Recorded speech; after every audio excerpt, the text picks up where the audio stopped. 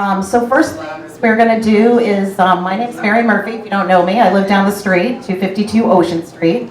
We're here as part of the Brant Rock Village Association. Our organization has three main goals, if you will: safety, beautification, and communications. And this is the third pillar, right? So we're here to talk and communicate as a community and make certain our voices are heard and we know of things that are going on. So as a part of that, Scott Dixon has been working with the DPW and Environmental Partners Group. There is a draft of what this plan looks like, and he's going to actually walk through it. So I will walk around and just kind of make certain everybody sees a copy of what it is. Next, we have Mike Moresco and Chris Rowland. They're going to talk a little bit about the $120,000 that I thought was approved in fall. That was to go to the town warrant for the spring, but now my understanding it's been pushed to the fall. So we're going to hear about that and hopefully understand any of the other implications that goes along with it. I know that the DPW did have some funding and granting that they were going after as well. We have Diane Jordan, who's here. She's a Brant Rock resident. You've probably seen her on video and YouTube talking about the harbor path. And so she will be talking a little bit about that and the importance, truthfully, of coming to town meeting and getting out and voting. Okay, so those are going to be two main things. We're going to really look for District 1 to start showing up because we really can make a difference. And you'd be really surprised. If we have 100 people, we could potentially, make an impact as it relates to that. The third thing is we're going to have a meet the people. Here we have various candidates that are coming up for election on, I think it's April 30th. Is that right, Mike? Yeah, April 30th. So that'll be at the town hall. You can all come out and vote, which would be great. Again, we really want District 1 to show up in force to make certain that we are known and heard. And then I'm going to wrap it up at the end where we're going to talk about just some ceremonies and ideas that are happening as it relates to benches that you probably see in my driveway that were just put together. So if anybody's walking by my house, you can see them. We're also going to be installing them, but we have to remove the old ones. We are also trying to partner with the DPW on rid litter. So we will be doing a Brant Rock cleanup day that actually coincides with Earth Day. We've been talking about this now since December of last year, so there's no surprise there. I'm also wanting to talk a little bit about flags for telephone poles and figure out the status of that. We have some selectmen and the town administrator, so hopefully we can get a response on that. And then, the jetty right here behind us. All of us, I think, are sad with the beach and how it's coming. Or I guess it's leaving us, and we have a lot of rocks. We do have a new seawall, which is fantastic, but at the same token, we really want to make certain that we fix that jetty and work with the town and the federal government or whoever to help fix that, because I think that is a huge asset to our town. So with that, I'm going to turn the mic over to Scott Dixon, who's in Atlanta. So we're a little bit challenged here as it relates to technology. What we're going to do is I have Scott on my cell phone. Again, I'm going to, if somebody actually, if you want to walk around, Steve, with a sheet of paper. What, sign-in sheet? No, this. Just so everyone has a kind of a copy. If you want to see the plans that Scott's going to talk about, Steve's going to walk around. I don't think we have enough of them. Steve's going to walk around, so maybe one per table. You can look at it. Again, we're trying to be eco-friendly here as it relates to that. Perfect. So I'm going to put on the phone now. We're going to turn it over to Scott Dixon. Scott Dixon, I'm going to have you take it away. Scott, you're on.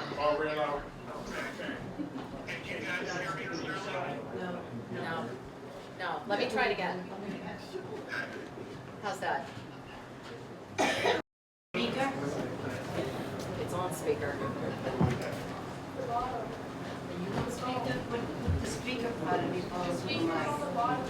Oh, okay, try it again. Can you hear me now? Yes. Thank you, Maggie. All right. Was that a yes? Yes. Was that a yes? Yes, we can all hear you. Okay, great. Barry, I had the opportunity to hand out some of the handouts showing the graphic? Yes, that's what we just did. Okay, great. I wasn't really able to hear much of what you said, so that's okay. if the timing is right, I'll just run right into this, okay? Sure. So, first of all, Mary, thank you for setting this up and gives everybody an opportunity to get caught up on where we are on this project. You may remember that at last year's fall special town meeting, the town approved 89,000 or 90,000, something like that, in order to create a preliminary redesign for traffic flow and pedestrian flow sidewalks for the Esplanade area. That work was completed over the winter by Environmental Partners Group, the contractor that the Department of Public Works had hired to do the work. They did the original design 5 years ago, and they've now updated it with this design. Is everything okay, Mary? Oh yeah, it's fine. Okay, all right. So if you look at this particular piece of paper that you have in front of you, this is the preliminary design created by Environmental Partner Group. It includes a complete redesign of the Esplanade area. Mary, it looks like we've got speakers on as well. It's just so everyone can hear you on the web too, Scott. Okay, great. Do I need to do both? Okay. So, starting on the left-hand side and working to the right, you'll see that is anybody getting an echo? A little bit. Okay. All right, I'm gonna put you on mute. All right, there we go. Can you hear me now? Yep. Okay. So can the people, Ed McGuire, can you hear me? I can now got it, but I think when that she yes. Okay, so it's better? Great, all right. So the Environmental Partners Group is recommending that we actually redo the entrance to Brant Rock coming in south on Ocean Street. This area today where a number of people have seen cars driving the wrong way up and down that one side of the street closest to the ocean will be resolved through the redesign. They're additionally recommending some rework in front of the comfort station at the intersection there, just outside of the Brant Rock Market where Plymouth Ave comes down, or it's not Plymouth Ave, but it's the road that comes right by the church and intersects with 139 in that particular spot. They're also recommending some regrading that will need to take place of some of the parking areas in front of Haddad's, not on Haddad's property, but the Esplanade Street in front of the Haddad's area. And as you can see, moving further south on the graphic, you can see the bullnose design has been kind of perfected at this point into an actual street design that can accommodate not only normal traffic flow, but also safety vehicles and trucks that are serving the restaurant area. So a couple of things are worthy of note. Preliminary construction costs for the entire project, everything that you see on that graphic, including the regrading and resurfacing of some parts of the Esplanade streets and reconfiguring the entrance near the church and the church area where you enter Brant Rock and the intersection near the public restrooms. That total project construction is $4.3 million. That $4.3 million includes a 25% contingency in case it so the actual cost is probably 75% of that number, but that $4.3 million includes a 25% contingency. If you look at just the work that the Brant Rock Village Association decided were the priority projects, That would be the sidewalk on the east side, the beach side of Ocean Street, running along in front of where you are now at the jetty, kind of all the way up towards where the old Charlie's was, running all the way down by the marine store, and the traffic, the bullnose traffic in front of, at the south end of the island. That total project cost for just those two projects is $1.8 million of the $4.3 million. Okay? Any questions about what I've said so far? Nancy, were you asking if he meant the contingency was 0.5 or 25%? The total project cost is $4.3 million for everything, which includes a 25% contingency. 25%. Thank you. For just the parts of the project that PRVA wanted, meaning the sidewalk and the bullnose design, that's a total of $1.8 million of the 4.3. Thank you. Now, simultaneously, so our original hope, our original plan was that we would be able to take this project to the spring town meeting, the special town meeting later this month, and get approval for the next phase of the project, which is $120,000 of those funds to be released for final engineering and construction cost documents. And we were kind of marching along towards that plan.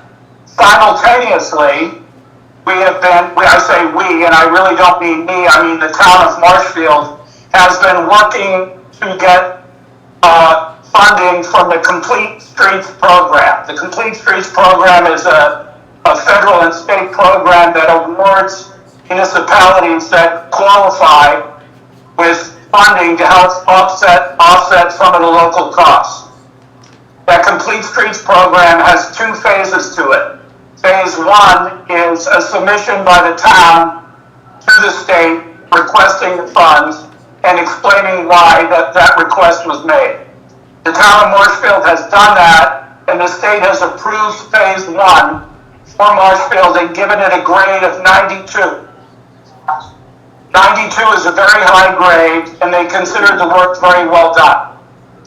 The next phase for the Complete Streets program is the prioritization, where the town of Marshfield has to take all the projects that they'd like to get some funding for and prioritize those projects. That needs to be submitted to the state by September 1st.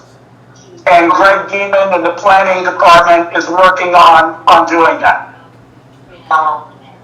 So,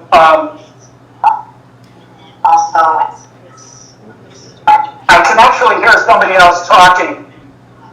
I hope you guys can hear me over that conversation. So, Scott. Oh, and Scott. Scott, I just wanted to add a couple of things. So as it relates to the funding, so you just talked about Complete Streets, but there was also some other funding that was related to that. So local rapid recovery from Stantec, as well as Massachusetts downtown initiatives. Those were things that we were also looking at. And then I had also spoken to some state representatives as well, and even Mike Moresco, to talk about having some sort of, like throw out the number and let's stick with it. If it's 4.5 million, let's make it happen. Let's have a casino night here. Let's go to the state and let's see what we can do to fundraise to get that money. Show them that we're committed and work with the state and the town to make certain that we're able to get this funding. But I think, as Scott mentioned, we're looking at prioritization, and we as a community have really looked at safety as being number one and wanting to make certain that we have sidewalks. So, Scott, is there anything else you want to add to that? So let's go ahead. Right, those other opportunities that you mentioned are kind of complementary to this, but not directly related to the Complete Streets program. There are additional ones, and I saw your note to Tom Reynolds, and I've not heard anything back. But so, just so I can finish up and introduce Mike, the issue here is we're still on track, as I understand it, to do construction of this project, assuming we get town meeting approval, in 2023. The delay that has happened is we wanted to go to Springtown meeting the next phase of this project, and as the warrant for the town meeting was being put together, I got word from the town, from Tom Reynolds and from Mike Maresco, that the next phase, the $120,000 in funding required for the next phase was not going to be put on the Springtown meeting agenda. And naturally, I expressed disappointment about that, and Mike agreed to come to the meeting this evening and kind of explain how that happened. So, with no further ado, I would like to introduce Mike Maresco, our town administrator, and give him the floor. Perfect. Thank Thank you very much. It's going to be Mike Maresco and Chris Rowland. Thank you, gentlemen. you. You have to speak correctly. I don't speak on the camera and people on the computer. And people on the way back. Good evening, everyone.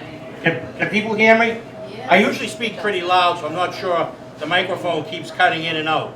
So first of all, I want to thank Mary for the great job that she does on organizing Grant Rock Village Association. I thank absolutely. It takes a lot of time and commitment to stay on top of projects, to energize people to get out, to conduct meetings like this, to provide information to folks. So I applaud her on that. My wife, I'm married to Kathleen Maresco Dexter, and she grew up in Brant Rock, so she's a Brant Rocker. So I have an affiliation to Brant Rock. You gotta speak into the mic. They're telling me this. Scott can't hear? Okay. Can you hear me now, Scott? Can you hear him now? Must be some technical glitch. All right, try that. How's that? Can you hear that now, Scott? They're all Excellent. Okay, I thought I was doing a cellular phone commercial. Okay, thank you. So Scott asked me to come here, and I was happy to be here.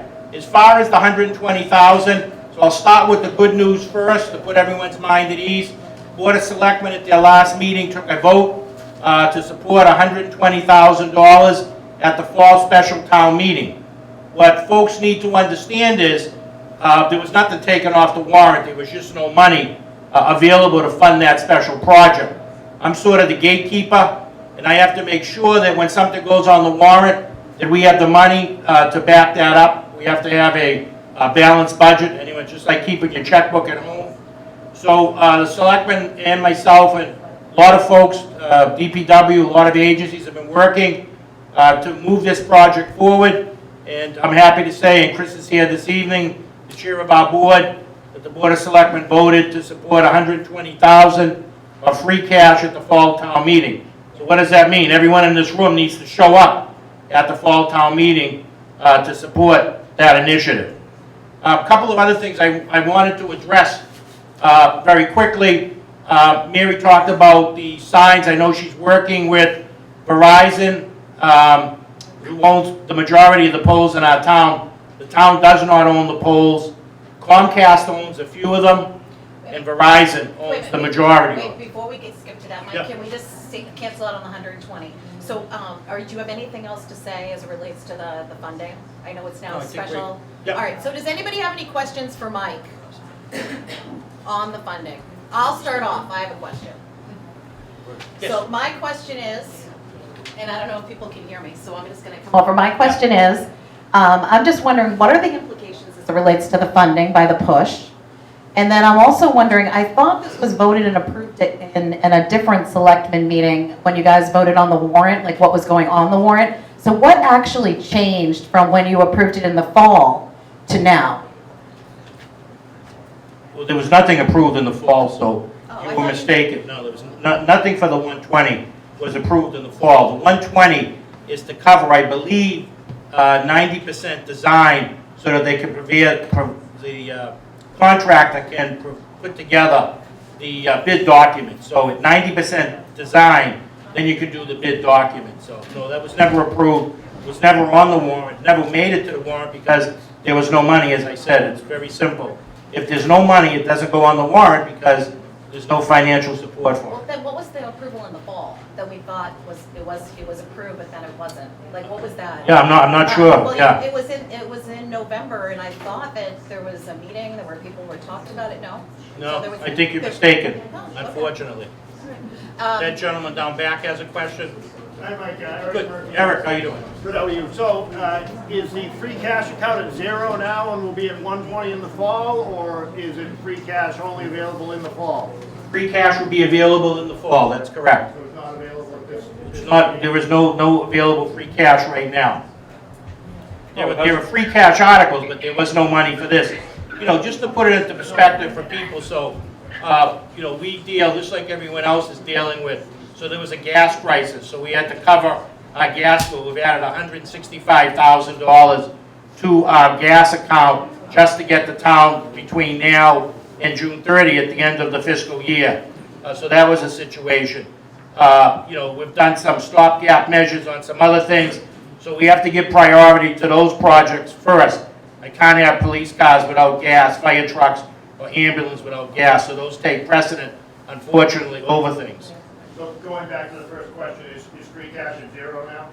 It will be once town meeting votes, that's correct. Free cash will be at zero at one time. That's correct, and then we get free cash, so just to follow up on that, Mr. Murphy's question, so how free cash works is the end of the fiscal year is June 30th. The town has 2 months to, you know, pay their bills, send everything to the DOR. The DOR then certifies the expenditures. Any additional funds we have is what's called free cash, sort of an oxymoron. It just means that we got some good economy of scale, and what we had put in the budget and anticipated, we start doing the budget like 18 months out for each fiscal year, played out in the favor. That extra dollars are referred to by the state as free cash. It's a state term, not a town term. However, that money comes back, and then we're able to use that to fund special projects like this particular project. Okay, another question, because I know a lot of people in the room want to know. So we know that the town is, the selectmen in particular, and the town administrator are approving both the harbor park, right, the pathway that the harbor master wants, as well as the dog park. Both, I think, are in, well, I guess it's going up to vote, but I know that you're both very you're advocates for these, both of these initiatives. And so my question is those rank higher in your priority than a sidewalk in Brant Rock? Well, unfortunately, you're mixing pools of money. So the dog park and the walkway, I believe you're talking about the walkway at the DSA. Those are funded by community preservation dollars, not funded by town operational money or capital budget money. I have a question, Mike. So if, Yes, Steve? so if the CPC funds get approved at town meeting for the walkway over there in the red spoiler area, do you have to get some permits from any agencies? I'm not the person you would need to ask that. The planner, conservation, those are the appropriate people. Because the conservation permit that was issued for the parking lot was advertised as a parking lot, not as a walking trail. So it needs to be re-advertised and then go back to the conservation board. And then it's a change in use, so doesn't it have to go to the ZBA? I'm not here to speak about that. I'm not going to pretend that I'm qualified. That's something you need to take up with ZBA, conservation, and planning. We have another question? Mr. Kelly? Hello, Mike. Eric Kelly speaking. Speaking to our prior town treasurer, it's about $4 million roughly that goes into the, that we collect from excise tax in the vehicles. Does all of that go into the general fund? Is any of that set aside for sidewalks and streets, upgrading them? No, so the short answer is no. So how money works, when money comes into the town, everything goes into the general fund for redistribution to various projects. You know, people have initiatives like the Brant Rock Association or any other organization. They bring those forward, they work with the particular department. In this case, because it's sidewalks, it's infrastructure for roads and streets, that's the appropriate agency, the DPW. You know, if it's you know, something to do with energy conservation, that would be a myriad of our departments. they have to put a plan together, they bring the plan forward, they come to the Board of Selectmen, get on the agenda, talk to the selectmen about the project. They'll then offer some guidance and direction to the appropriate town agency that the folks would need to work with. They work with that particular agency, come up with a plan, and then the next part is coming up with the funding. Well, we all know that the current sidewalks and streets that we have in a lot of our neighborhoods are in quite disrepair. So I would imagine that all the agencies in this town are well aware of that. So my question is, the selectmen as well as yourself, can you take a good portion of that excise tax, which is for our vehicles travel on the roads, and as well as apply it to the sidewalks, and set that aside and create its own column, so every year we can start fixing the sidewalks and the streets in our neighborhoods? Unfortunately, no. So if you want to fund sidewalks and street, that's Chapter 90 money. You need to talk to Tom Reynolds and the DPW. They're in charge of Chapter 90 money. What we need to get back to, and I don't want to digress too much, but you want to get back on street acceptance. We haven't been accepting roads for a very long time. The only way Chapter 90 money increases is we need to keep accepting roadways in the town of Marshfield. It's based on how many miles of road you have. That's how the formula. If you want more Chapter 90 money to assist the DPW in doing roads and sidewalks, we need to start accepting streets. Chapter 90 is another form of money from the state, but the whole thing is that I would be under the impression where the town collects the excise tax that the town would have the ability to set a portion of that money aside and dedicate it towards streets and sidewalks. Would I not be correct about that? You would be mistaken. All funds coming in, like I said, go into the general fund. Right. That's not, in and of itself, that's not a funding mechanism. Excise tax, as you know, we're one of only, maybe the last, if not, there may be one other community in the United States that has the split. We split this with the state, so half the excise goes to the Commonwealth, half comes to us. But it's not a funding mechanism. We get that money back, goes into the general fund. The general fund then funds things like you're talking about. Mike, I don't know if you can hear me. I have a question, and I don't mean to ask in a loaded fashion. All right, we're gonna try to put you on speaker, but I'm not sure if we can do that. Oh, okay. Let's try it. Okay, go ahead. Hi, Mike. Thanks for coming tonight. I don't mean to put you on the spot, but my question is, it sounds like it's a spreadsheet to get 100,000 bucks. What are we talking about when we're looking at 4 million? Are we wasting time here? Because if I can't get 100 grand for a study, 4 million is a long stretch.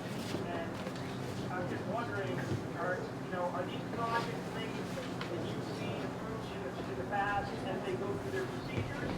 Or is this whistling magic right there? It's a good question. Okay, just in case people couldn't hear Scott. Scott's question was, it's very difficult to get the 120.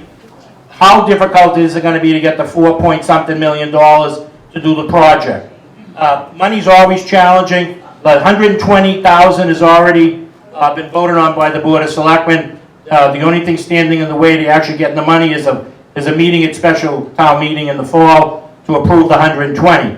The larger portion of the money, once we get the plans and specs, then we'll have to work together and figure out what grant money's out there that's available. We want to be applying for our complete streets, all of those funding. Then the remainder of the money that we'll have to go to bond. That would be an article that would have to be drafted at town meeting, and all of town meeting would have to support that. We'd have to borrow the money for the remainder of that money. So it sounds like it's a long hurdle, but it's doable. We've done projects, big projects. It's going to really be up to town meeting, but that's how the mechanism works. We go after the grant money, we line up the grant money, complete streets money, and then whatever the difference is between what we're getting in grants, then that's what we have to go to the market and borrow. And that would require town meeting authorization. Another question. No, we have two. the 4.6 million that you mentioned about the science man of the Esplanade, why was this not approved within the spring meeting? And they were just kicking it down the road to fall, and then additional 120K that we've been talking about. Why has this not been in place? Okay, well, first of all, the 4.6 million is not in play because there's no plan. So you need to have a plan first. So the 120,000 is the first hurdle. The 120,000 gets you a 90% design. In order to go and have somebody commit plans and specs to actually go out to bid, you have to have the design document. So the 120,000 will do that. It's going to be paid for with free cash. Unfortunately, there wasn't the 120,000 right now to support it, but it will be in the fall.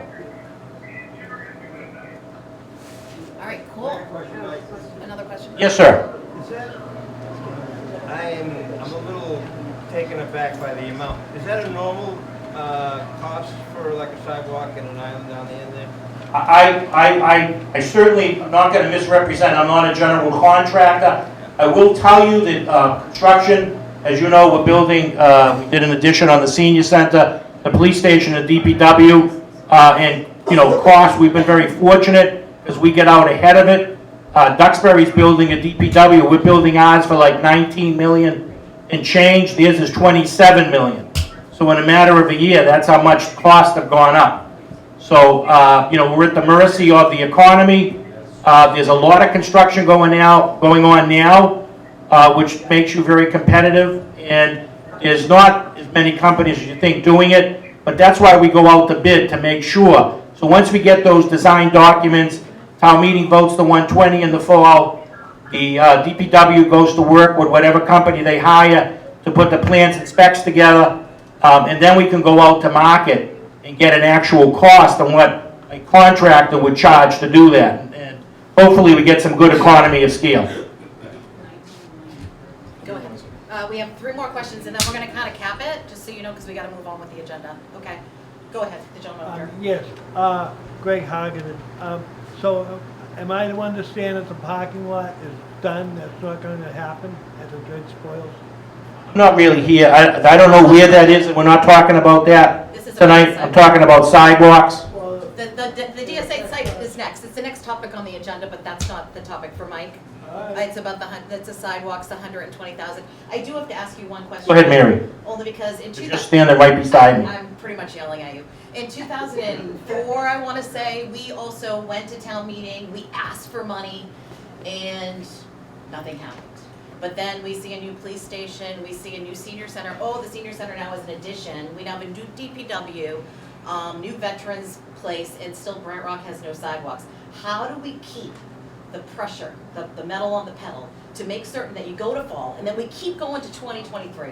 I mean, if you say 5 million, 10 million, I don't care, we'll reach that number, in my opinion. We can make it happen, but we need the number, we need a plan, and we need the town behind us. Well, I think you're off to the right step, Mary. So how does that happen? You have to go to town meeting and be able to win. That article needs to pass for it to get moving. So, I think you're doing the right thing. You're organizing your folks, and you want to get everyone there to support the articles that are going to be best for your neighborhood. Okay, so everyone here, Here, notice, communication, getting out and vote, District 1, bring your neighbors, I don't care, I'll bring people around, I'll start carting people to town hall and town meeting to start voting and showing up. I think it's super important. Diane, what's your question? Yeah, my question is about the shared streets program. Have you already applied for that? Is the town applied? Yes, the DPW. So we passed the Complete Streets and Shared Streets program.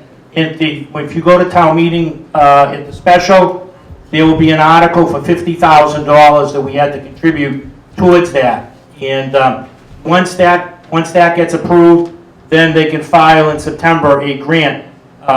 They put their grant application in the DPW.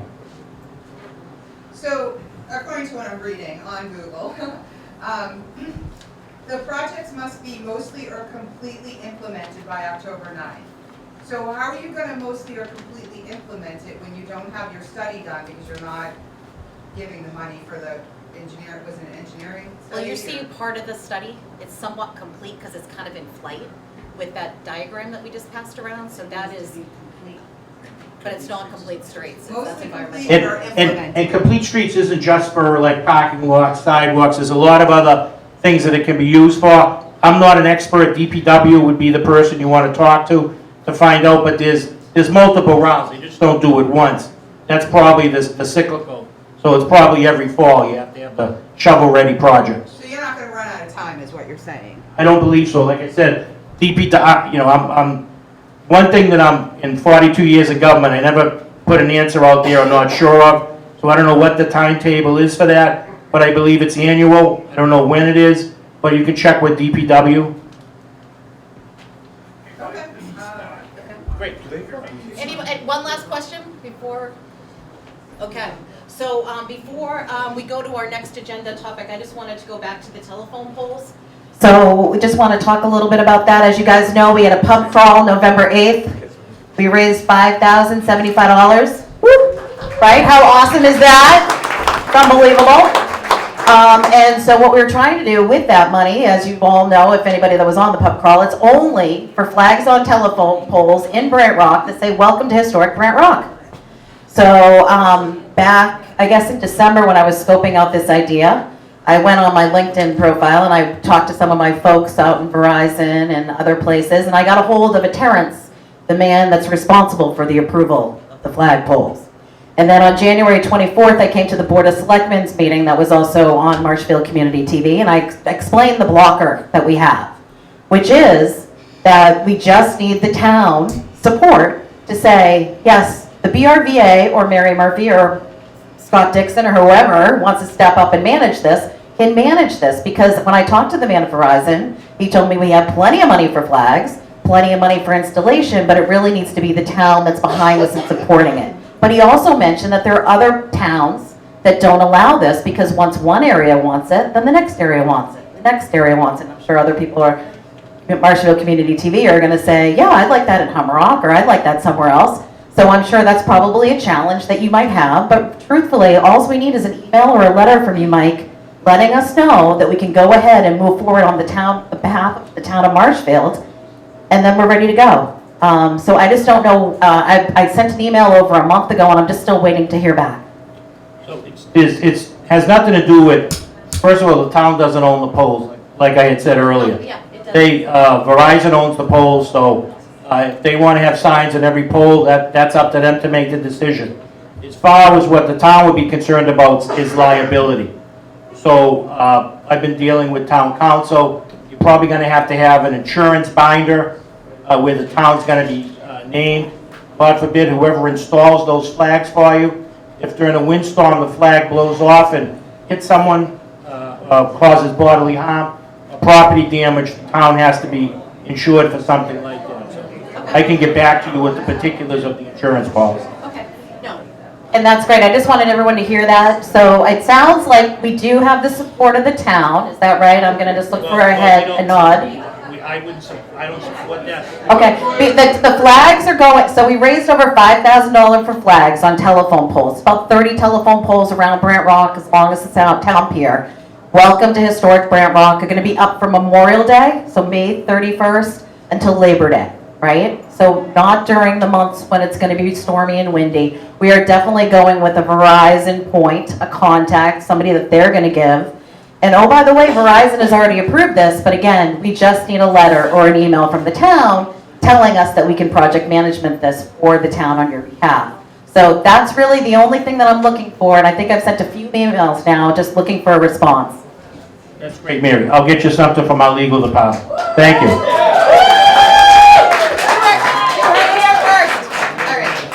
right. Perfect, thank you so much, guys. Chris, did you want to say something? No, the only thing I want to say, I mean, Michael said a lot for us. I mean, he speaks for the Board of Selectmen because we direct him, correct?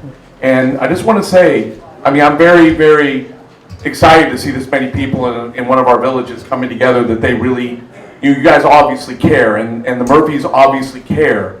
And care is a huge part of what, to get things done, you have to care and you have to bring things forward. You know, I think it's amazing. But I will say this too.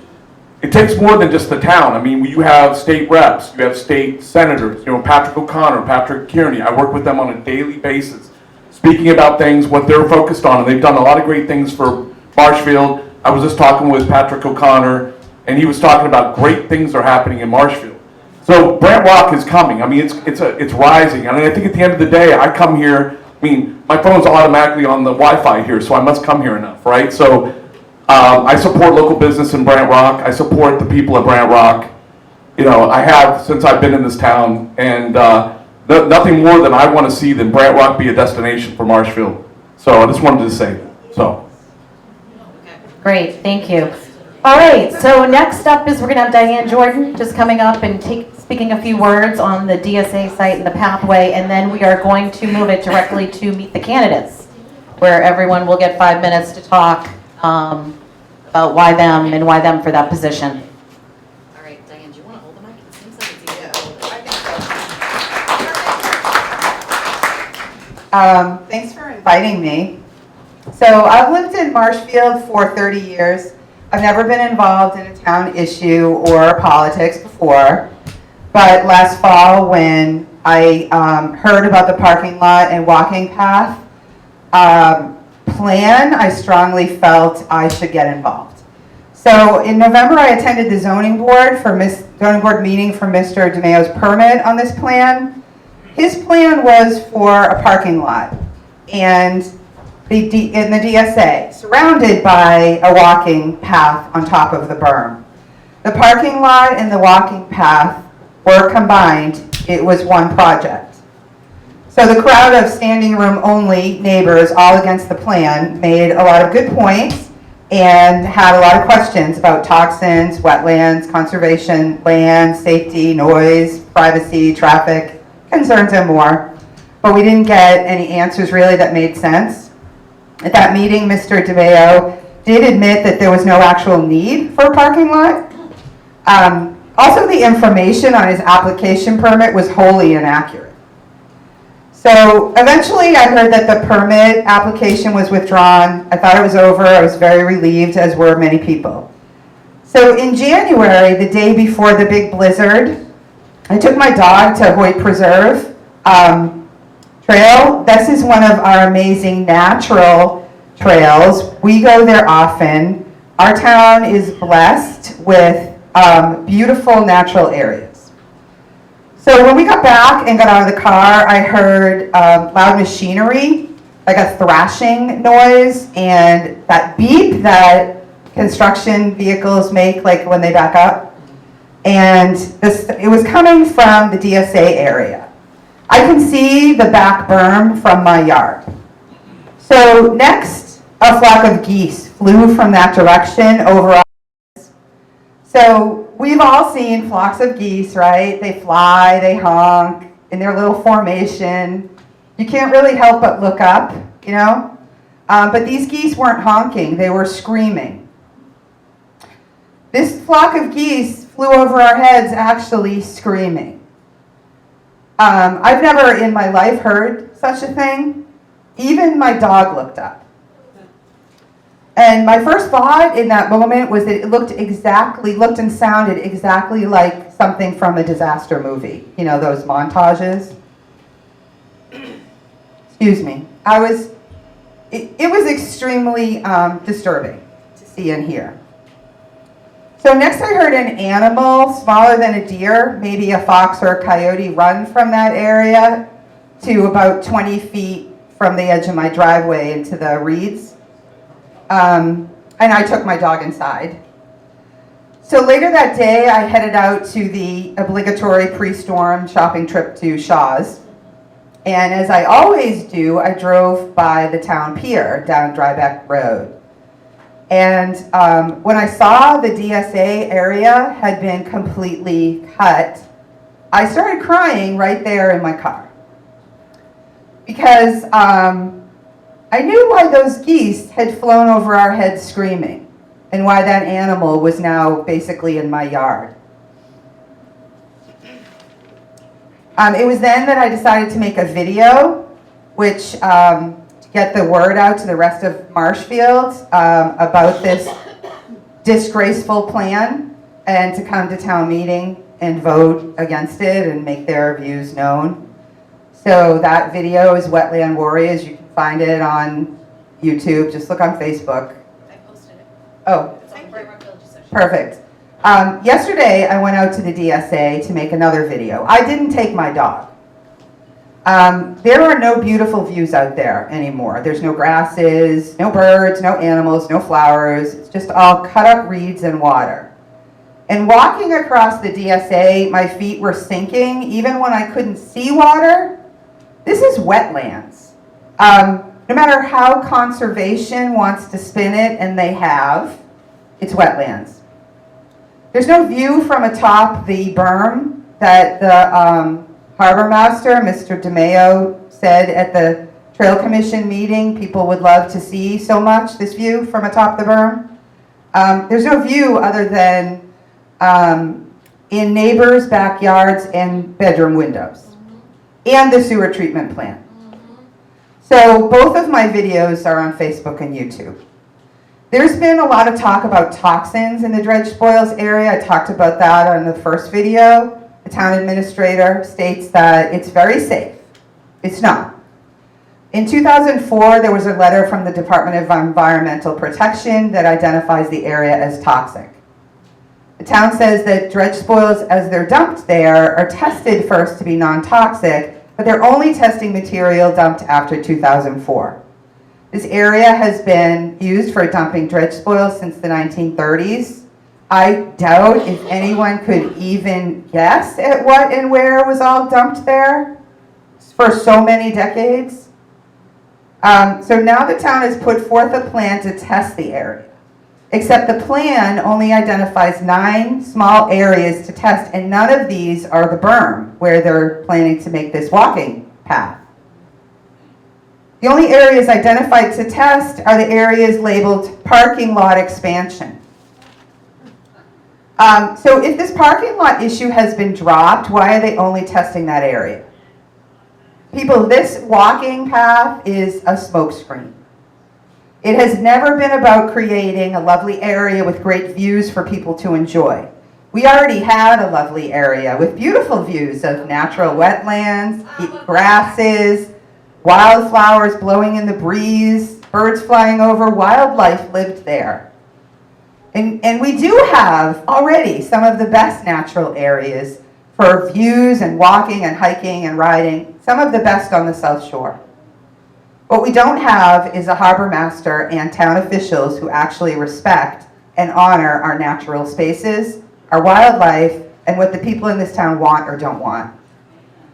What we don't need is to clear more trees and land, truck in stone dust, spread it atop a toxic berm, and think that anyone wants to walk there. I can think of about 100 better ways that Marshfield could use $150,000 of community preservation funds than this plan. And that we are still discussing it is actually beyond my comprehension. The only people I've heard who are in favor of this plan are town officials and builders and contractors. No offense against builders and contractors. That says something to me. I suspect that this parking lot and walking path are just the beginning of what these people envision for this area.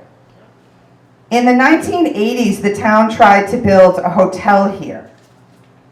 Town-owned land. They put forth a plan for all 6 acres on both sides of the bridge, a hotel on the DSA side and a park on the Harbor Park side. This was shot down at town meeting, thank God.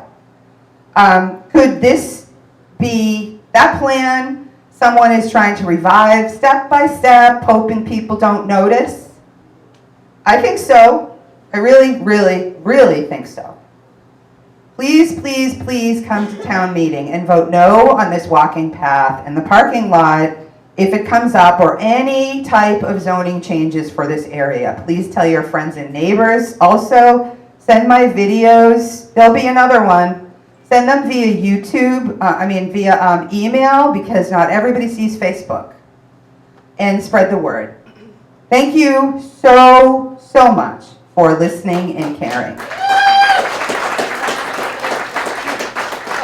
I don't know, does anybody have a question? I'm not an authority. Okay. No. All right, cool. All right, thank you, Diane. All right, and I will send around that video as a meeting recap, just so everyone can see it. I'll send out both Thank you. All right, and again, I think the common theme is here, we gotta show up, we gotta go to town meeting, we gotta go and make certain that we vote, okay? We wanna make certain that the people that are in administration are going to be in support of Brant Rock. So with that in mind, we're gonna meet the candidates. We're gonna, Mary, can I just say something about what she just said? oh, sure. So, Do you want to take a mic? no, I don't need the mic, everybody can hear me, right? Microphone. No, they can't hear you. You wanna hear your lovely voice? So obviously, I'm for voting against it, and I hope we can just go there and vote it down, but it won't be that easy, because we don't control town meeting.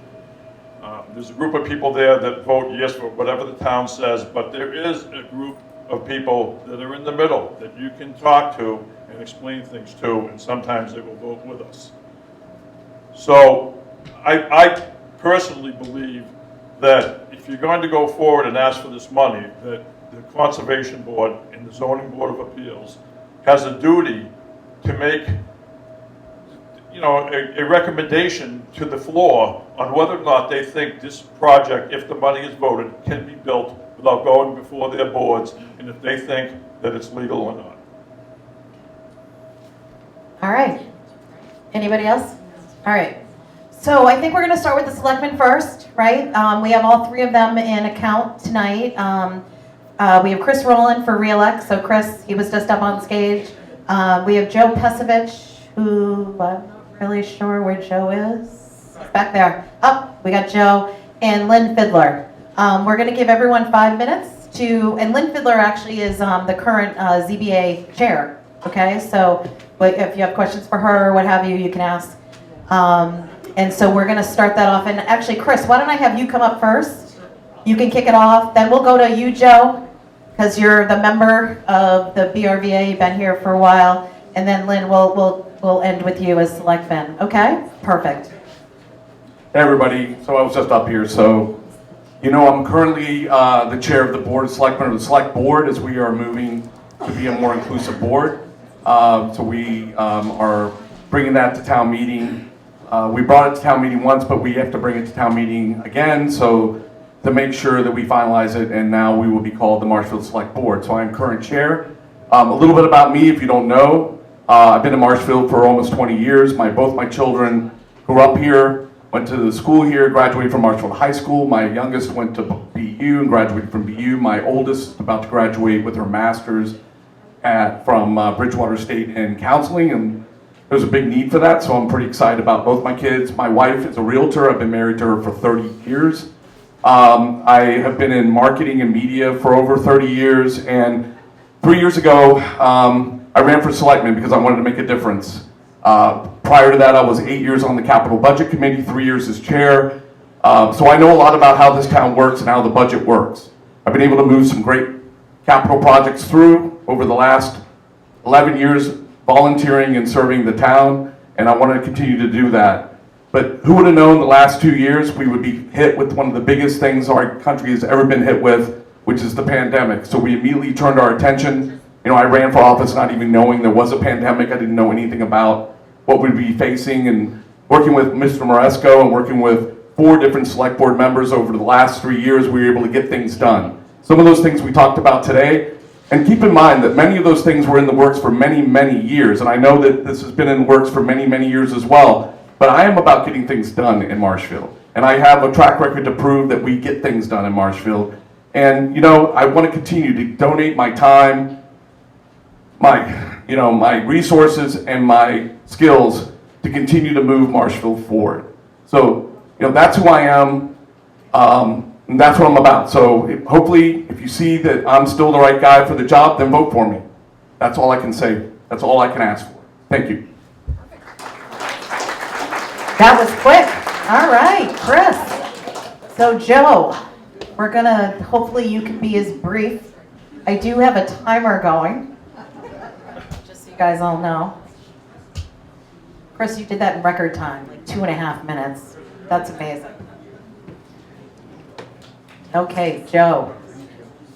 Thank you, folks. I'm Joe Pasevich. Hello. Oh, you gotta speak right into it. Okay. My folks have been down here since the 1950s. Like a lot of people, Dorchester roots. My Irish uncle bought a house down on Bay Ave. Hello, and also other relatives bought house in Fieldston. And we come from a family, a lot of public servants, very heavy on teachers, law enforcement, military service. Every one of my uncles served honorably in the military forces.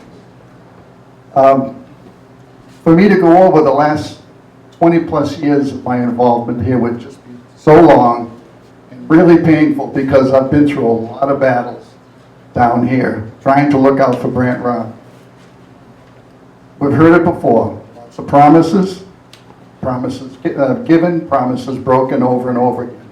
And the one thing that's been lacking all this time is somebody on the inside with the commitment to get these things done. That's the one thing that's been lacking.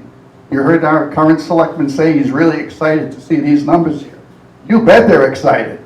They're more than excited. They're worried, because finally we're getting organized. And a lot of you people here a long time in the BRVA, you know what we went through, what we struggled through. You know about the battles over the dredge spoils area that I was involved with back in 2004, again in 2009. So what you get with me is a person who on day one is going to be your guy on the inside, who's going to be keeping these items on the agenda, is going to be keeping them in the forefront and keeping you informed and telling you an inside story of what's actually happening. Now, all this talk about there being no money this year. This town has had massive surpluses for the last, 3 or 4 years. It was a $5.8 or $4.8 million surplus last year. Where did it go?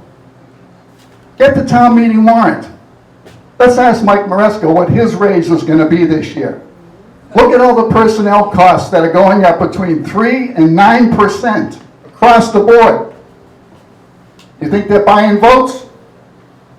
Where did all that money go? Last fall, we had a special town meeting. They appropriated, what, $2.5 million in free cash. Some of the items on the warrant items say stuff, various projects. There's no accountability, because your selectmen and your officials never openly discuss these issues. Watch any selectmen's meeting. Read the town meeting warrant. Read the budget. It's all being done behind the scenes. You need somebody on the inside to hold their feet to the fire and get these things done. Look at the discussion the selectmen had over the town meeting warrant a couple of weeks ago. Was there any openness in the discussion? Nope, it's just 3 bobbing heads over and over again. You don't need that anymore. You need openness and you need transparency. You need someone to tell you where the money is actually going. And that's what my job is to be your person, your advocate on the inside. I've been through so many battles.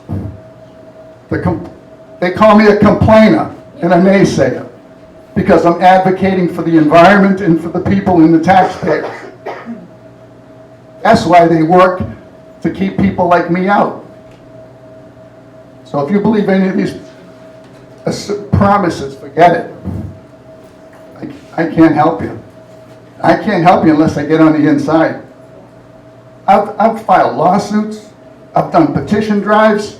I've gone to scores and scores of meetings. I've caught the town violating the open meeting law. I've caught the town violating public records laws. Did you ever hear about that? So you're probably saying, 1 minute, Joe. there's a crazy person up there. Yeah. Why is he doing all that? My kind of crazy. Why is he doing all that? Because I love my fellow citizens. I love accountability. It comes from a family tradition of public service and faith in God. Don't let them pull the wool over your eyes again. Get the key ingredient into place when you go to the polls on April 30th, Saturday. The voting hours are only 9 to 4. But get the ingredient that we've been lacking all these years. Pat could tell you the things he went through, the things that they had planned for Brant Rock. Remember Mr. Rowland and Mr. Maresco staring down the Zoning Board of Appeals, trying to force that parking lot project in? Who was working behind the scenes to gather data and to find all their flaws in their plans? Not just me, Diane, Pam, Steve. You know who the people are that really care and that are honest and sincere. And that's what I am. And please vote, and please go to town meeting. Don't let them put you down and make you think that you don't know what you're talking about. You know what you're talking about. Get the warrant, look at the numbers. Look at the giant raises of all this money. $3, $4, $5 million surpluses the last few years, and they can't find $120,000? You kidding me? So thank you, Joe. All right, give it up to Joe. All right, and again, it's about communications. The third pillar of the BRVA, right? We want to make certain people are informed, and I've spoken to the selectmen about that, including Mr. Maresco, and in fact, I think it might be awesome if we had a town administrator newsletter. We talked about all these great things, but that's another topic for another day. All right, Lynn Nerger Fiddler, up next. And I love Lynn, I love her parents, I love, yeah, whatever, anyway. Hi, everybody. I'm so happy to be here. I've lost my voice. My mom turned 80. Oh my God. Closer. So we don't have to worry too much about COVID anymore. So we've reached a new miles. So Mike, I guess everybody's good. Because this is touching the list. Yes, so my name is Lynn Fiddler. I am currently the chair of the CBA, so I have seen many of these faces here before. I grew up here in Marshfield. I was one of 4 children. I am the oldest, and all of my siblings still live here in Marshfield. I also have 3 children. One child is a nurse. She's 32. She has 2 little babies, a 3-year-old and a 1-year-old. They too will be part of our legacy as we move forward and plan our future. So I am always taking the that important history that I have here in town and working towards the goal that all of us would want to see for the town, and I'm passionate about this town. I'm also a communicator. I have been on the side of the permitting process. I have listened to Joe. I have listened to Pam Keith. I have listened to John Cusick. I have listened to Mary Murphy. I've had to reprimand her a couple times, but we let bygones be bygones. And Eric Murphy and many of you. And I know that every time you come in front of us, you bring your own passionate voice. And I'm respecting that voice. I respect Joe. I would never call him a complainer. I would call him somebody that cares about this town. I absolutely think that I am a communicator and that I would put the best step forward, and the tone of our town would be something that you would be proud of. I have also been reviewing the warrant. I lost a little bit of sleep doing it, and then I actually got kind of tired reading it, because if you have an issue with insomnia, you might want to read it at 11 o'clock at night. But I want to be clear that what I do and how I prepare myself for a project is with an attention to detail. I have high expectations of the people around me. I have high expectations of applicants, peer review, all of these things that are important. Architecturals, I look at the fine print. What else? Let's see. I also wanted to let you know that I am also the financial director and treasurer of a company here in Marshfield that was incorporated in 1927. My father bought it in the 70s. He's been gone. He died the month before the Twin Towers came down. The same year my grandmother died here in Marshfield at the age of 97. So I think I have good genes. I'm hoping I'll be here a long, long time to support you, which brings me to another subject. I am not a politician. And I start off in the beginning when I started as chair, I started off telling everybody I am not a lawyer. So because the predecessors before me as chair, they were lawyers. So I think I bring a different, more casual type of approach to our hearings, and I like to use that to get the information we need so that we can make sure our bylaws are top priority for the entire hearing process. So if I had to compare myself to the current candidates that we have tonight, I think my strength would lie in my tone. I think I'm the tone that we would want to be speaking for the town of Marshfield. Somebody that you could be proud of standing in front of a microphone, to know that I'm passionate. I sometimes wear my heart on my sleeve. The first speech I did, since high school, I cried and held back the tears because I started talking about my family. I love this town. I hope that you'll vote for me on April 30th.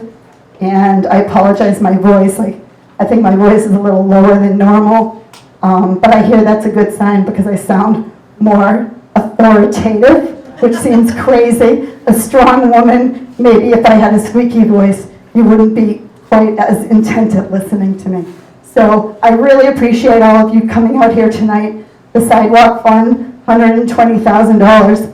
I'm going to dig right into that. It seems like a little bit of a stall tactic, but that's probably one of my priorities for this area, to figure out what that's all about. Thank you. Thank you, Lynn. Thank you. All right, so those are the selectmen. I do want to see if anybody has any questions, vocal questions that they might want to ask one of those three that are running. I got a question. Okay. All right, what's your question, Steve, because you're the loudest? So I have a question for the chairman of the Board of Selectmen. So you're in favor of building the parking lot in the dredge spoil area, and you're certainly in favor of building the trail, correct? I support my harbor master. So you support the harbor master who lives in Situate, but clearly the gigantic majority of the residents of Brant Rock are completely against that. Yet you're for it? I'm for it. Yeah, okay. Well, and that's fine. Everyone has their opinion, and we saw that, Steve, at the ZBA meeting. Is there any other questions? Another question? I'm just wondering how the other two candidates feel about the walkway and whether they'll support Okay. or All right, so Lynn, how do you feel? Are you in support? You need more information? I feel as though you had a lot of information in you. I really loved how you digested it, you thought about it, and then it kind of dropped, and now here it comes, it's being revisited again. Just curious, what is your perspective? So you have to remember, do I need to speak on that? Now my voice is going to get higher, so you saw the lower voice, but here. I think you have to remember that I am the chair of the ZBA. Not that I want to sidestep any of these issues. However, the open meeting law, as Joe Pesevich pointed out, is key, and I want to make sure that I remain vigilant in that regulation.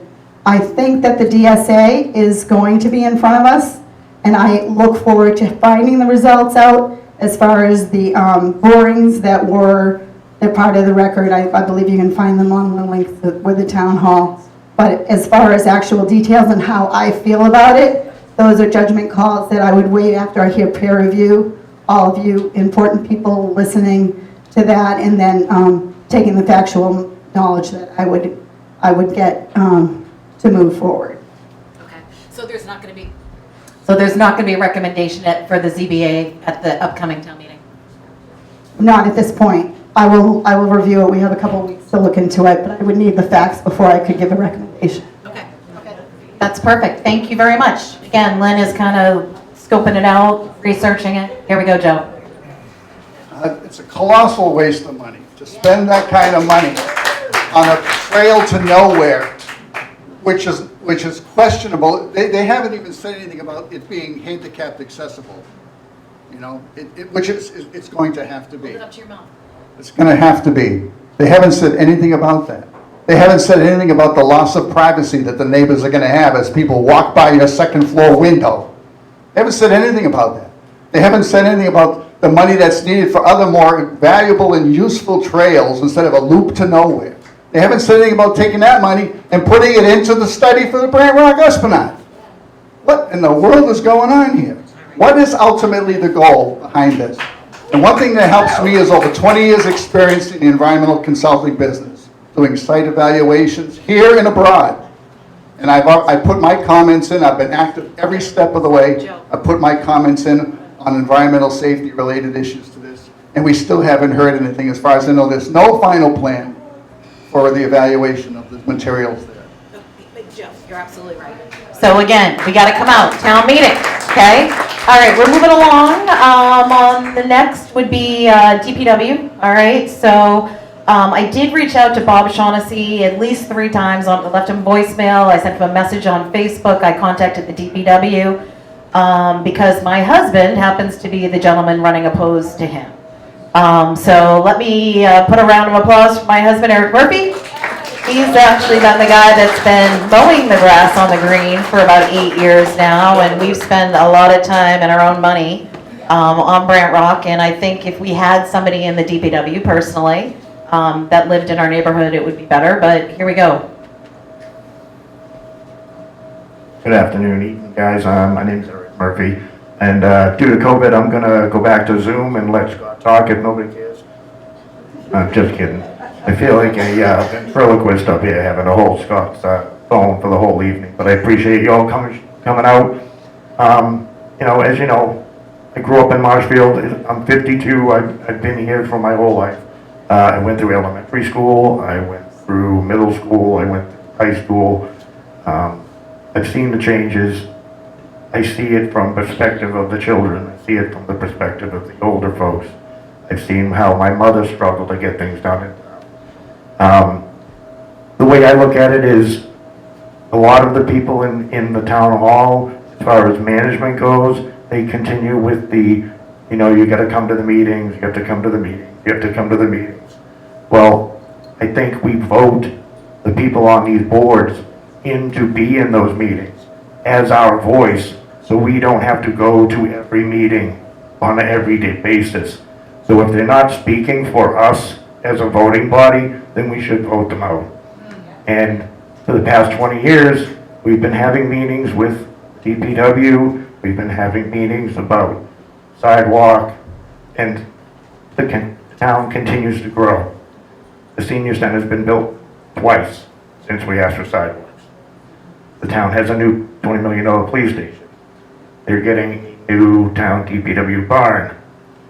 So, you know, I look at this as clearly they're aware that we have an issue down here, but it keeps getting put off further and further and further away.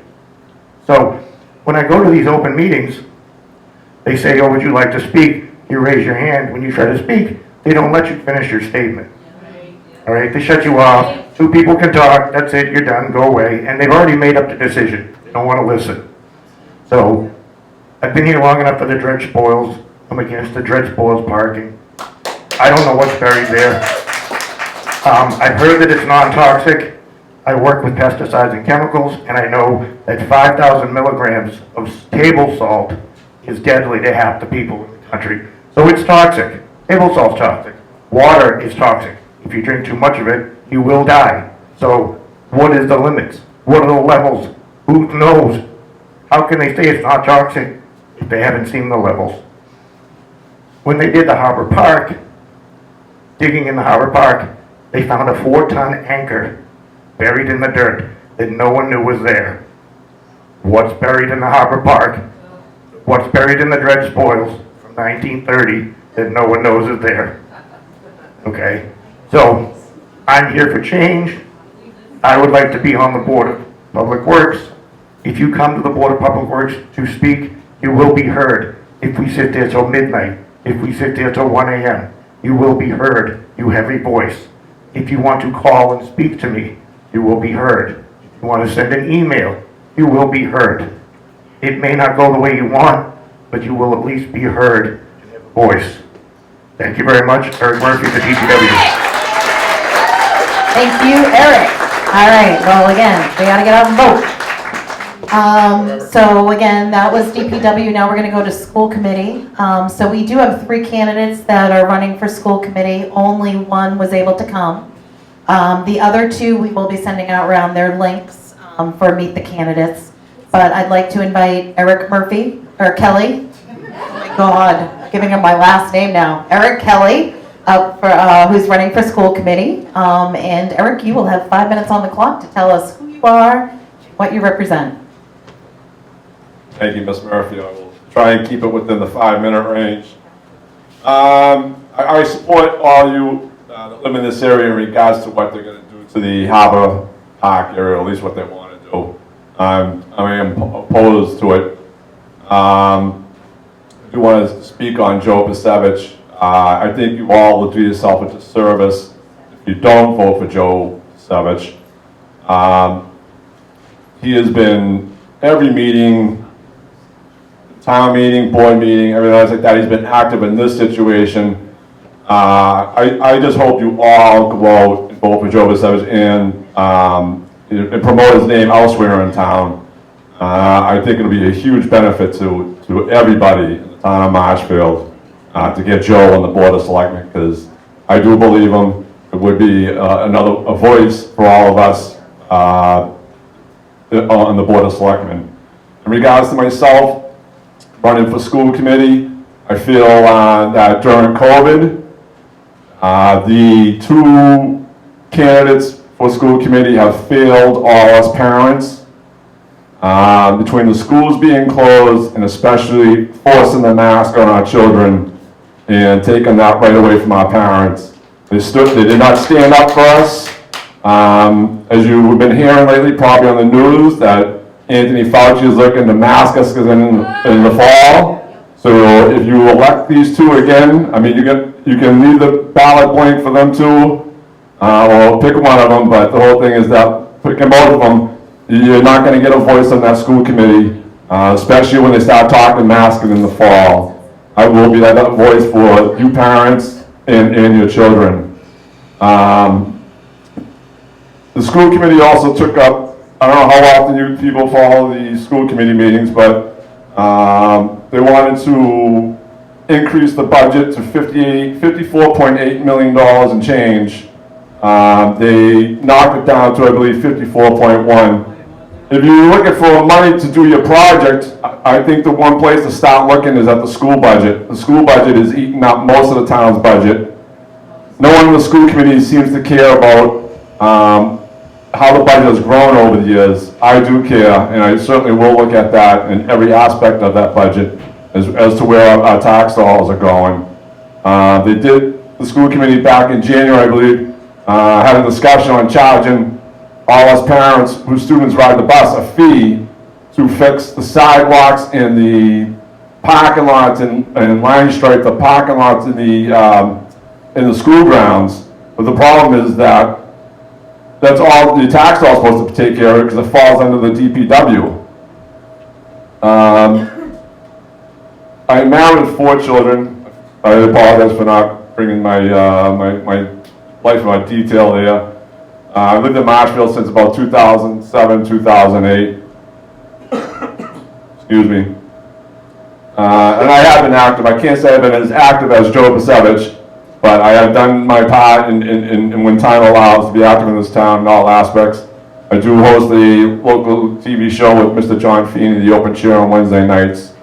Last year when I ran for the school committee, I campaigned to get us part of socio-vocational technical school, so our kids have the option of, if they want to go to college, they can, but if they want to learn a trade and work with their hands, that's another way. And obviously, that has paid off, because we are in the process of joining South Shore Tech, and that's a positive for our students in learning a trade. I campaigned also, there are many things I campaigned on, but another one I campaigned on was the playgrounds, especially around the schools, and watching the selectmen's meeting last January, Mike Maresco mentioned that he was dedicating money to the playgrounds. So I will thank Mike Maresco and the selectmen for that. And another thing that I bring up that can come to fruition, get money dedicated to that. A more disciplined approach to the budget. And, you know, I know it's a touchy subject for everybody, but I'm not afraid to get into it, and that's the social education part. It's coming up between CRT, the other issues that are going on. I am not for that whatsoever. We need to stick to the basic education, and let the parents be the deciders if you want to get into the other aspects of the social agenda that's going on out there. You know, I have been active in the charter change.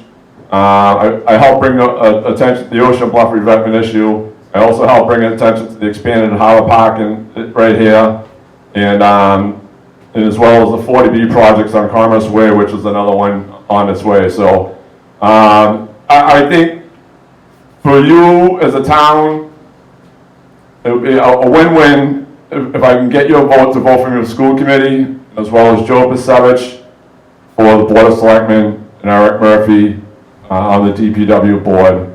I think that's the way to do it, and we'll be listened to. We can move the town forward. Thank you so much. Thank you, Eric.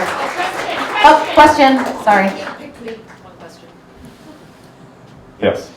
Lori Futch. Okay, Yes, Laurie. thank you. I have a question on the school committee. Are you gonna be passing the buck like they do? I can't tell you how many times I've emailed them about the high school complex, and no better way to describe it as a massive shit show. Because it's two ways, all the way around, and there's no crossing guards at Furnace and Forest.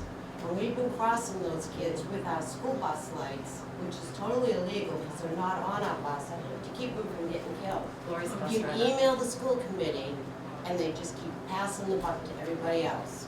I do want to ask you something first, Laurie. Have you attended the school committee meeting to put that forward publicly to them at the meeting?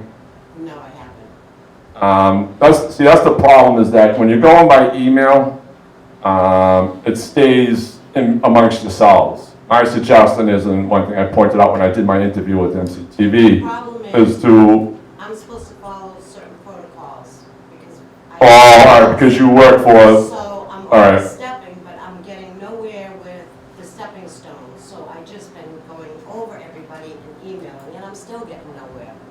it's, Maybe we can take this offline, can you? Until a kid gets killed, no one's gonna pay attention. no, I don't disagree with you.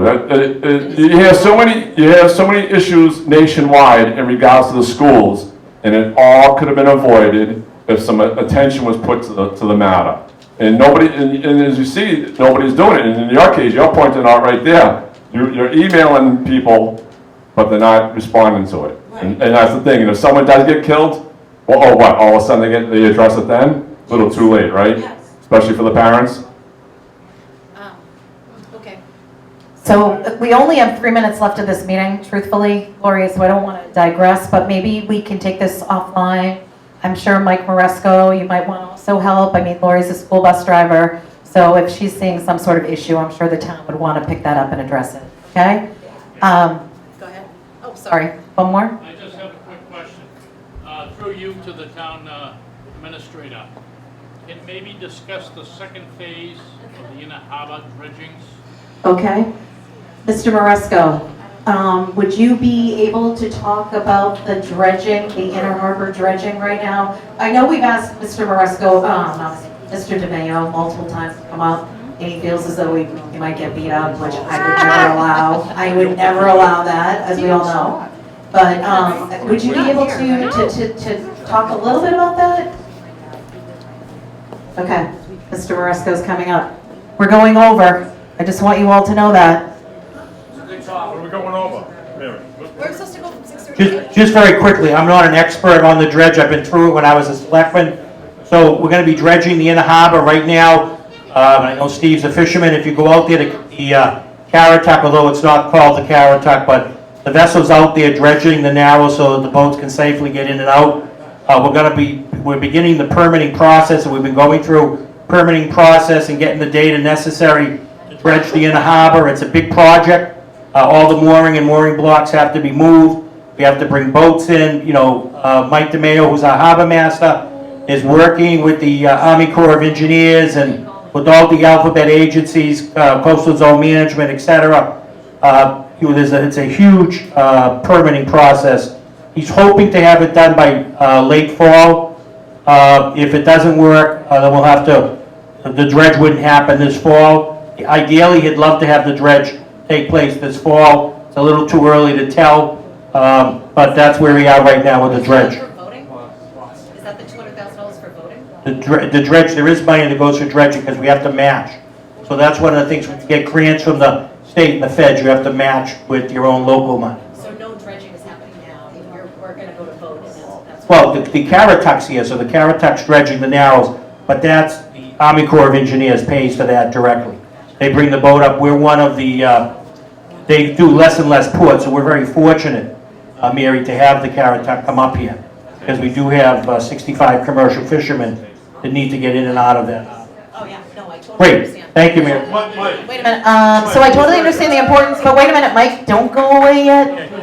We have a few more people that have a few questions related to DSA. And oh, by the way, when they're doing the dredging, think about like them, and this is the way it was described to me by the harbor master, which made perfect sense to me, is kind of like your roads, right? Like when they go and they have a pothole or they need to pave, or, the DPW in the Chapter 90 money, the harbor master has to do the same thing to make certain that the boats can come and go.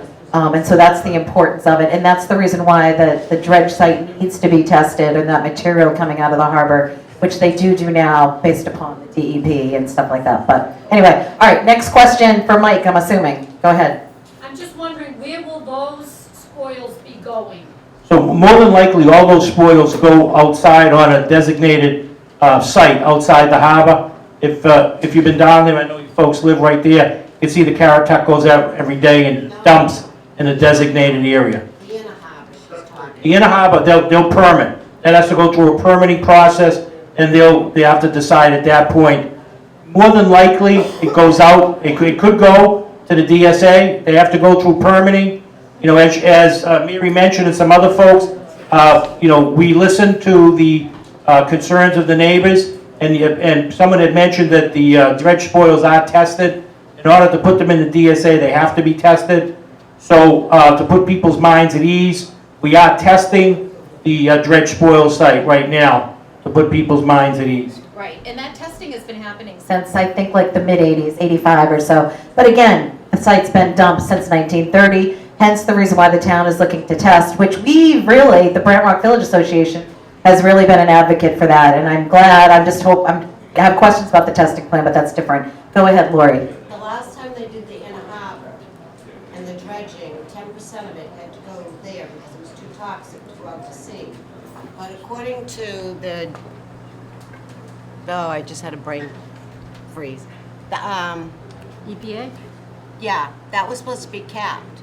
Once it was put in there, capped, Right. and not to be used Nothing again. else. What happened to that? So I want to address, because I don't want you scaring people. First of all, no toxic chemicals went in there. Anything that comes out has to be tested. So, well, she's talking, Mary. PBA's in there. Those So that material was all tested. What was the other question? I know. I have a question. Go ahead, Steve. So, They don't go. I don't understand why we're doing matching funds when almost the entire channel in the mooring field is a federal anchorage and federal channel, and the town's piece in front of the pier is a real small piece of the dredging. Why are we paying so much money? That wasn't the case before, for years before, was it? I'm not aware that we're doing dollar for dollar match. We do a small percentage, offhand, I don't know what the percentage is, but on state and federal funds, there is a match component, unfortunately. That's how the feds pay for their staff. That's how the state pays for their staff that administer those types of programs. Okay. Thank you, Mary. Yep, we got two more questions. Okay, and then that's it, because I gotta head out. Yep, Eric and this gentleman over here. So Eric, what's the question? Eric Kelly, Mr. Maresco, I don't know if it was spoken about, but what are the depths that you're testing at? Eric, you'll need to speak to someone that's much more knowledgeable. Mr. Lynch could probably answer what what the draw should be for the boats to get in and out. I would be the wrong person. No, he's talking about the Dredge spoils area. DP, the test? It's through the DEP. No, but what depths? Then again, I'm not a scientist, I wouldn't be able to answer that, unfortunately. And that the DPW is not going to actually, And the DPW is not going to test until there's been some sort of approval. That's what Tom Reynolds has told me. So, and again, I think we have to question the testing site and the plan, but let's just move it along. So what, your question over here? I think it's been partially answered. The second phase, they just don't know where they're going to dump it right now. That's right. Right. Mr. Lynch, what did you say? We'll go to the northwest corner is where. Northwest corner, Wagon Bank, that's probably by the sewer treatment? Northwest corner, Star Wagon Bank. It's off of So, Blossom. not on site, not on site, okay. I have a question for the guy running for DPW. Oh, all right, what's the question for the man running for DP? You know what, you can hook up with him after. All right, we gotta move this along. So just, because I know. All right, what's the question, Mr. Lynch? Eric, so in the beginning of this project of the parking lot and the dredge spoils, it had to go to the DPW board because if you Google Interactive Massachusetts, Google lot lines, owners of that entire, whatever it is, 70 acres, I believe, where the sewage treatment plant is and where the dredge spoil area is, it says it's owned by the Marshfield DPW. However, all of a sudden, I think the DPW board has passed on it and letting the town of Marshfield make the decision rather than the DPW board, which is a separate entity of the Board of Selectmen. So if you get elected, would you move to have control of what goes on in that site? I would have to look at the deed paperwork, but if it says it's DPW land, it's DPW controlled land. It's next to the sewage treatment plant, which also is controlled by the DPW. Well, what would have to happen is we'd have to do a search, because originally the deed was passed to the town of Marshfield, but somewhere a long time, in that time since 1930, I think is when the town of Marshfield took that in eminent domain, somewhere along that route, it got assigned to the DPW. So I'm sure we would rather have the Marshfield DPW voting on whether or not, if it gets approved, it can be used. Well, I would certainly trust the DPW, whether it's toxic or not, as opposed to the word of no offense. Mr. Moresco, I haven't seen any paperwork or anything, or numbers or anything, other than you saying it's not toxic. So I would probably believe the DPW more. Well, toxic alone isn't the only reason to not vote in favor of using that piece of land. There's a whole multitude of reasons why we don't want that land used, right? Right, did he answer your question? He did. Okay, perfect. All right, we're gonna wrap this up in about 2 seconds here. Just some housekeeping, so it's all about Esplanade cleanup, right? We're coming in Earth Day. Anybody that wants to meet me on the grass greens, 8 a.m. on April 23rd. We will be meeting, it's the same thing as Rid Litter, Marshfield. We already talked about the flags, so that's great. Mr. Moresco is gonna be hopefully sending me an email so we can start working on that. I also have if anybody is interested, David Allen, I don't know if anybody knows him, he's about 80, lives in Marshfield, he's really well connected in the senior center. I've been doing a lot of research on the jetty out behind us because the harbor master told it wasn't a jetty, it's a groin. But everybody that I've talked to, they tell me it's a jetty. So I'm getting the history from some historians and some postcards just to bring that up. And then I want to get resources around that. Obviously, I think it would be both state and federal. I don't think that's going to be something that's easy. But again, we're on for the challenge. And that's about it. So, and then the ceremony for the benches is going to be on May 21st. So the benches, again, are already connected. They're put up in my driveway. We're going to take off the old ones and put new ones out. And that's all I got. So thank you very much for coming to the Spring Update. You guys are awesome. Again, we want to show up April 25th, town meeting. May 21st is going to be the ceremony for the benches. May 21st out here on the grass. And you will definitely hear a lot about that. So anyway, And I encourage you to come up and meet the candidates that are running, if anybody is interested. I know they came here, so thank you.